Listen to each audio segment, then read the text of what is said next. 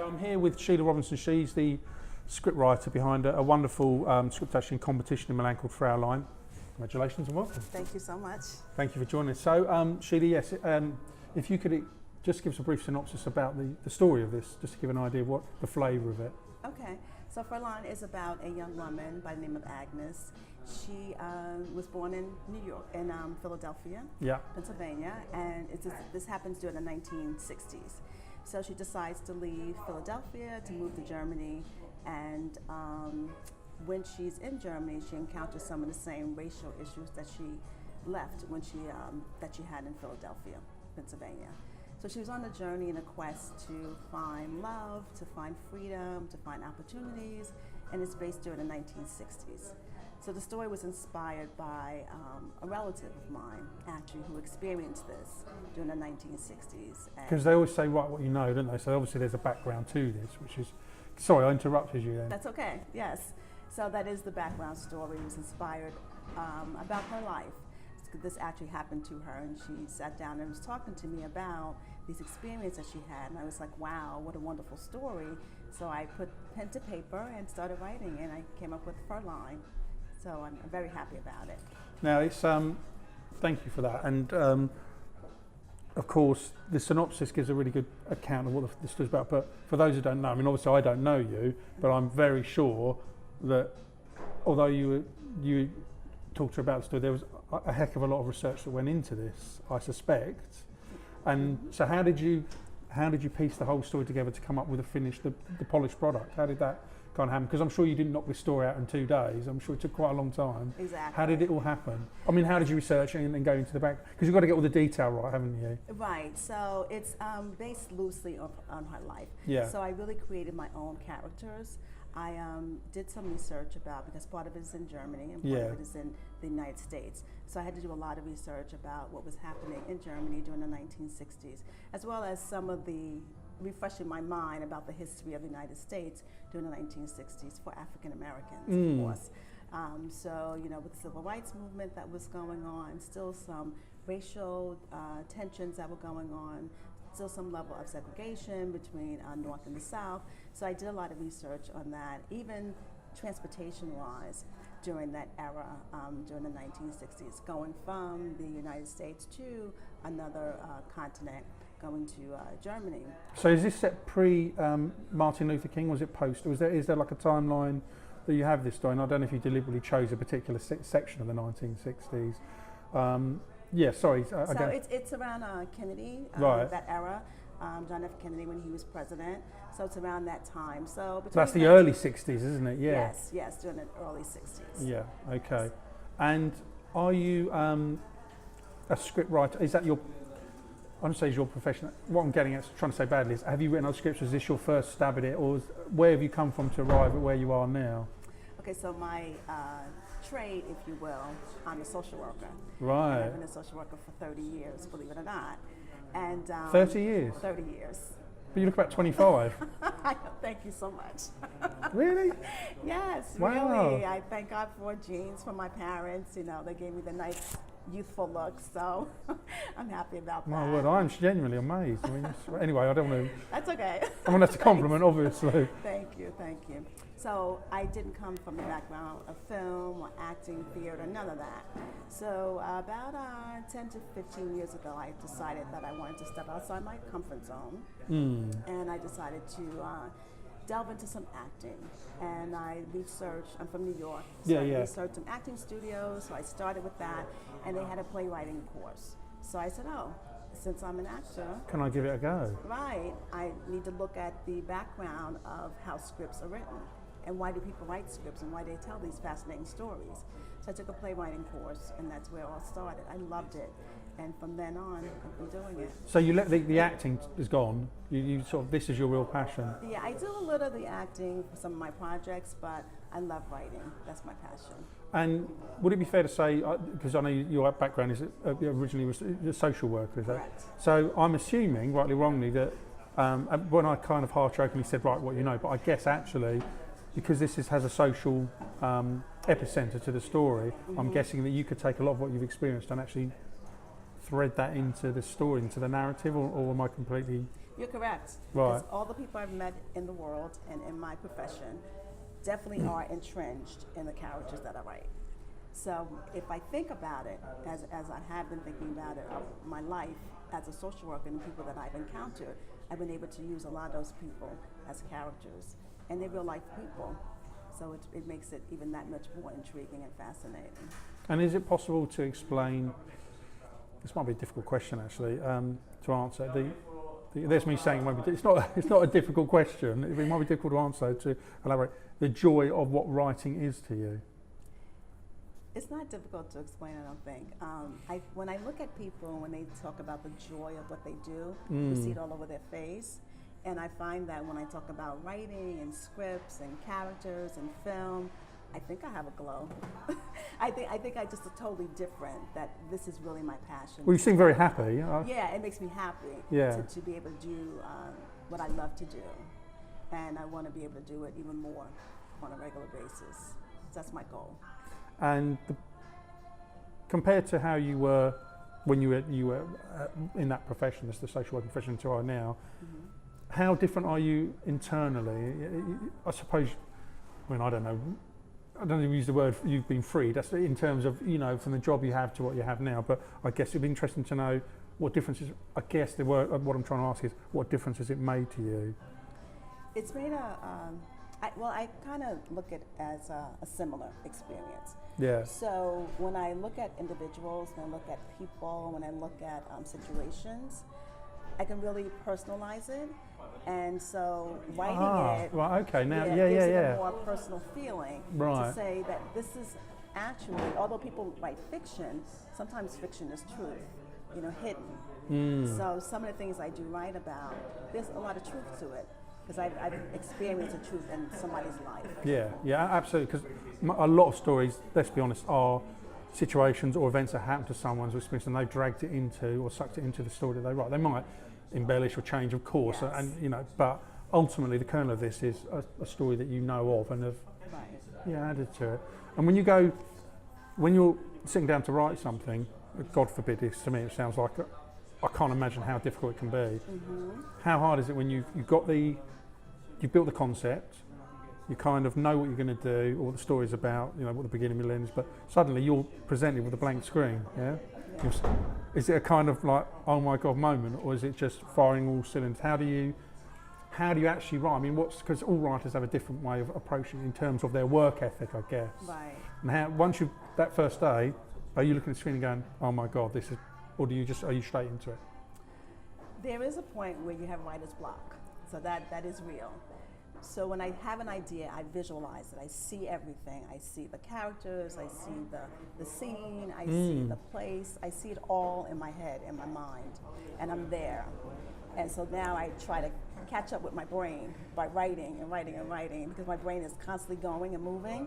So now you have to do the whole format of it, and so just catching up with my mind to actually put it on paper.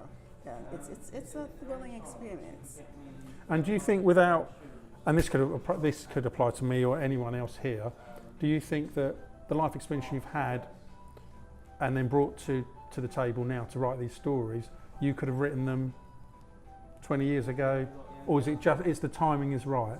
I think the timing is perfect. Right. Yeah, prior to this, I don't know that I would have been able to understand what it was that I was writing, or it was a process. So since this was not my educational background, it was not my learning experience, learning this whole process, it took some time. So right now it's perfect.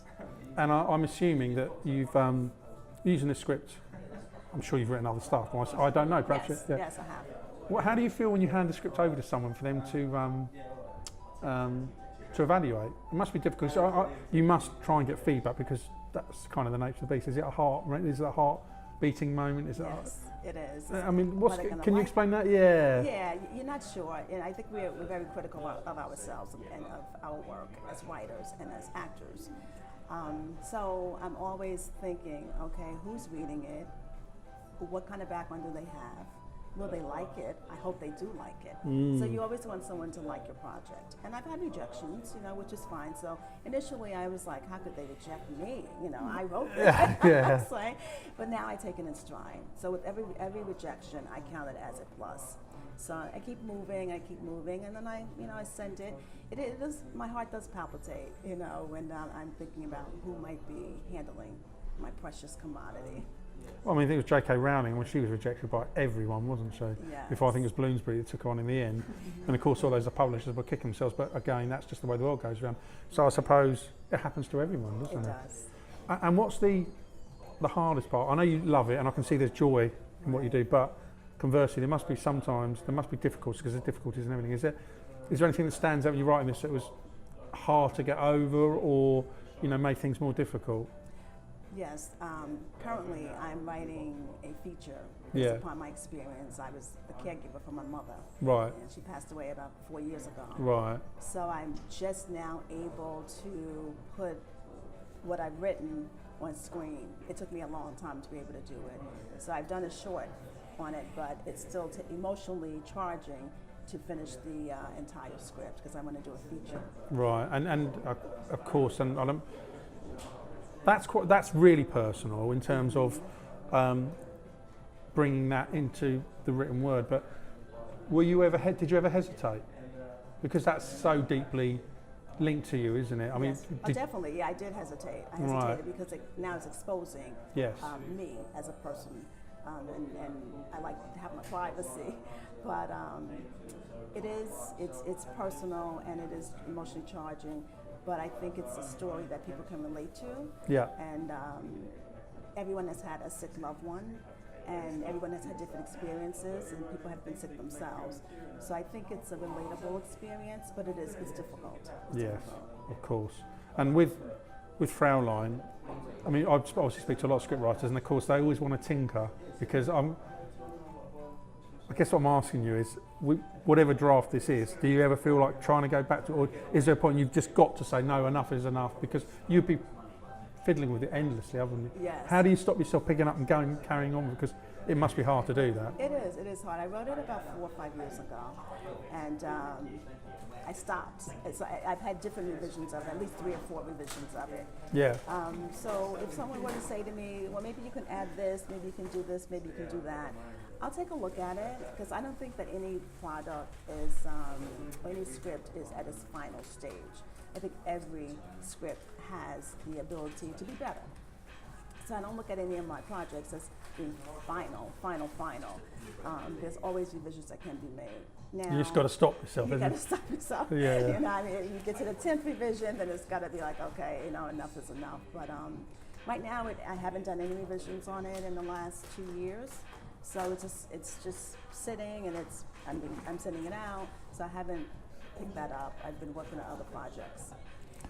How long did forgive me if I've asked this already, I don't think I've, but how long did it actually take you from that first draft to the final? I know you stopped 4 or 5 years ago, Right. but how long did that block take to finish?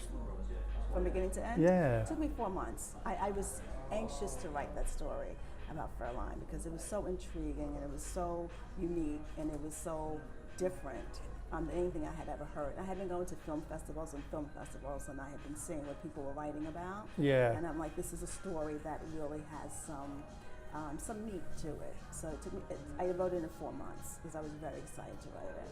And do you work on a X amount of pages per day? You just don't work like that. Once you've become not tired, but once you've done enough, do you kind of think that's enough today, or do you try and have a goal per day? I'm always thinking about it, even if I'm not typing. So I constantly write myself notes and to say, okay, remember to add this, remember to add that. So any project I'm working on, I'm constantly thinking about on a regular basis. I just have to sit down and have the time to actually type it and write it, so that it takes a long process to do. It takes hours and hours and hours. Do you need total silence, or do you have like classical music? I don't know, it sounds patronising, but there is a reason I'm asking, because everyone works differently. And do you have a space that's yours and no disturbing? How does that all work? I like to have quiet, because if you have different distraction, I lose my train of thought. Yeah. Once I'm in it, nothing else around me matters. I'm with you. I know exactly what you're talking about. Because Yeah. sometimes I try to listen. I'm trying to work because I work from home, and I might have classical music playing in the background. But actually, I've discovered it shouldn't, but it can, even when it's on low. So I prefer total silence. Right. Yeah. So I know where you're coming from. Yeah. And then if I'm distracted, I just stop what I'm doing and then just deal with that distraction in a positive way, and then just carry on. Right. Because there's no point getting pet up there. This is because other things are happening. A phone's ringing and people are knocking on the door, whatever. Yeah, exactly. But I know that if I have something like TV, that it will interrupt my flow of workflow. So what do you say? Do not disturb sign on the door. Phone's on silent. Well, no, but it might be. I'm in my bedroom. Yeah. You know, most of the time, or I'm at the dining room table, and generally I'm home by myself if I'm doing, or it's very late at night. Yeah. So if my husband is asleep, then I'm up at 2 or 3 o'clock in the morning, and I'm writing and I'm typing. So I like to have total silence. No one can be home. If they're home, they can't disturb. That's really interesting because I spoke to a scriptwriter who was in Nice. He wrote this script called Dollar Down. It's like if you watch this, and I hope I haven't got this wrong, but it's kind of like a John McClane, Die Hard, sort of with a fiscal twist to it about the crash of the currency. It's a really brilliant script. And he said almost exactly the same in terms of the work time. And he said he found the best time to work was something like 11 at night till 3 or 4 in the morning, because of course there's total silence. Right. Families. And the world is silent. The world is silent. Yeah. He said. Except for New York City. What's it? Beep, beep, beep. Is it constant? Times Square. The lights are bright. You know, you think it's daytime, but I don't live in New York City, so that's good. No, okay. Right? Okay. Yeah, I'm in Long Island, so it's quiet. So the world is quiet, pretty much. And I know this is quite serious, or the scripts we talk about are quite serious, but what about a rom-com, or because I'm sure you've thought about these things, and you know, is that something that you would have? I use that as an example. Like, for all I know, you might be interested in science fiction, but let's just go rom-com for a minute. Is that something that you've thought about? Or? Yeah, I mean, I love comedy. So my very first script that I wrote was a farce. It's totally out of character. Is it true comedy is the most difficult to write? I didn't find it to be difficult. A lot of people do say it's difficult, but I like to input comedic lines, comedic scenes in my scripts, because you know it's heavy enough with the drama, so you need something to kind of distract it and give it a little, you know, edge to it, so to speak, if you will. But my very first script was a comedy. And you're not going to go back to doing something like that, or refining it? Well, I don't do total comedy anymore, but I incorporate it in everything that I write. I think it's important. Right. So look, if you're crying, there has to be some laughter. You know, it can't always be dark and down. So I think that comedy, because even the darkest situations have some comedy in it. You know, you go back and think about it, and you're like, oh, you know, even though that was sad, there were some points that were funny. Yeah. I mean, I quite like gallows humour. I don't know if you called it gallows humour in the US, where you know, it could be the most dire of situations. I mean, not necessarily all things, but most things, where you can have like a diabolical comedy to it, right? Which is, again, I don't know how that translates to this, and I don't mean that in a patronising way, but I don't know if certain things because some things you do in the US, your comedy, is brilliant, but doesn't necessarily translate. And vice versa, you know. Right, in the world. And people writing. Well, so I'll give you an example. So my mother, although she was ill and I was taking care of her, we had some funny moments. So there were times when I was going to walk into the room and she was playing peekaboo with me, you know, with the covers. Yeah. She would cover her head and she heard me coming, she would, you know, pull it down. So this was a situation, you know, she was dying, but there was some comedy there. And so I went in the room and we cracked up laughing just by that little moment. So you can have some precious comedic moments. And I think humans, I hope I'm right when I say this, I think humans by their very nature, when they think about people, certainly with me, I think of the nice, funny, happy moments, because you do, don't you? Yeah. You know, that's the things you concentrate on. You know, it's the same with my mum.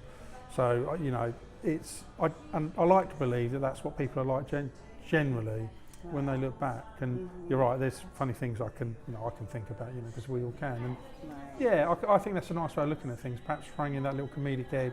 Yeah. Sort of takes a bit of the darkness away. I don't know. That's it. Okay. Brilliant. Thank you very much. Was that okay? Thank you. Yes, that was fine. Wonderful.